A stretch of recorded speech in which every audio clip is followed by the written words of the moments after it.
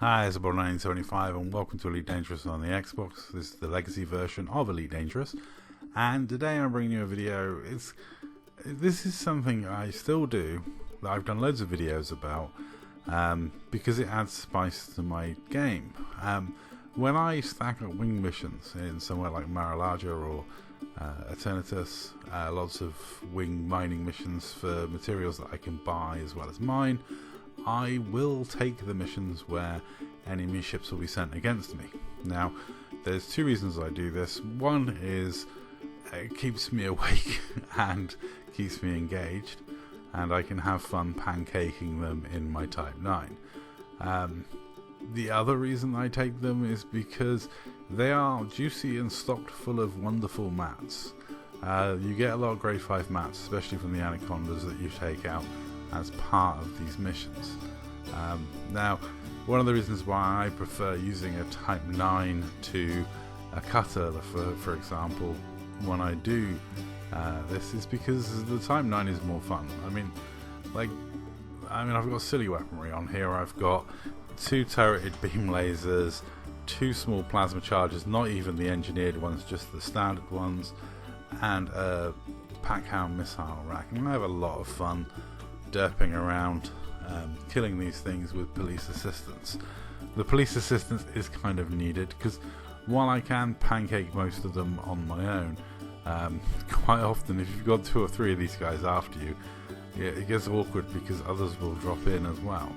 I had a situation in this instance where I was fighting the anaconda, and so all the police were focused on the anaconda, and a gunship dropped in. I didn't notice it until it had torn me a new one, and not one of the police was interested in protecting me from the gunship until the anaconda was dead. So, you know, sometimes it can get quite dicey when you use a Type 9, but that's what I enjoy, is that diciness, that bit of fun. If I was in a cutter, for example, you can just pancake and take everything out. It's so easy. You can have like ridiculous shields, all the cargo racks, and enough firepower to take on a small moon.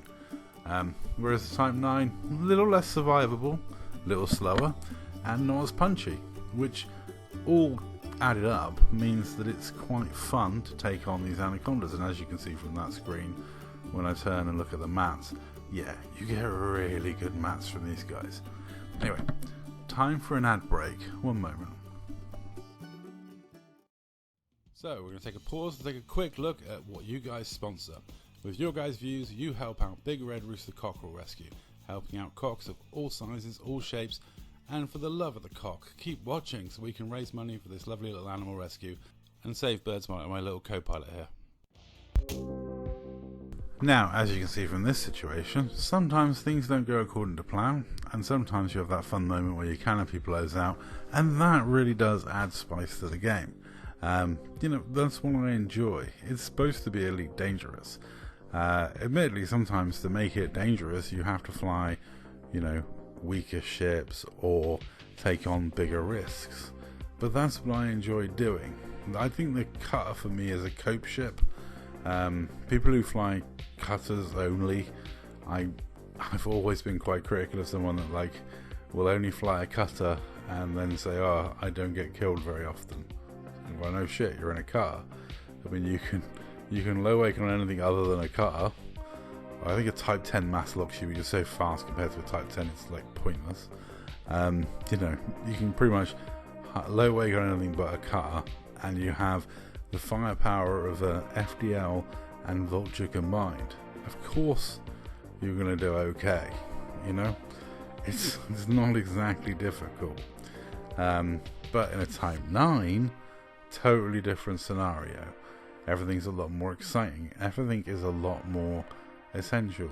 Like in this situation, I'm vulnerable to I've lost hull, I've lost shields, I've only I've got no canopy, and I've got to try and make it to the station. That's fun for me. That makes the game enjoyable. That makes the game all the more better. Plus I'm in open, so at any point a player could turn up and attack me, which makes it even more fun. Admittedly, if a player tries to attack me, I'm not evading the interdiction, I'm just submitting and high waking immediately, because I have got, still with half my shields, I've got over 800 megajoules of shields, and with 4 pips that should be enough to escape most people. You know, my Type 9 is pretty safe apart from Grom bombs. I'm not really worried about much. But when it comes to NPCs attacking you, then they are pretty easy to evade the interdictions if you want. I can even do it pretty blind, as this clip will show. No canopy, no problem.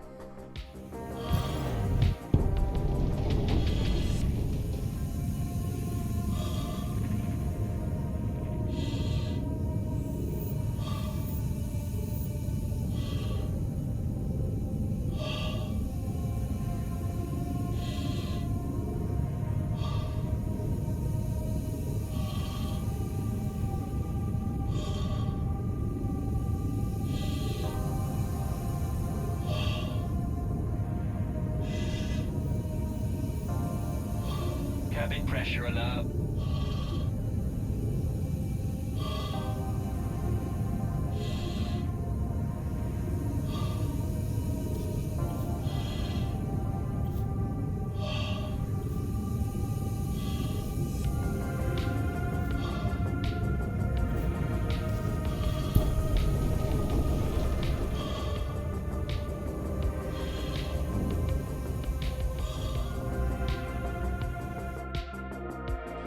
So there we go, just some excitement that being an idiot and flying a Type 9 and trying to pancake anacondas does for you. A bit of fun, a bit of silliness, just enough to keep me awake as I do my mission stacking, running backwards and forwards with gold and whatever have you.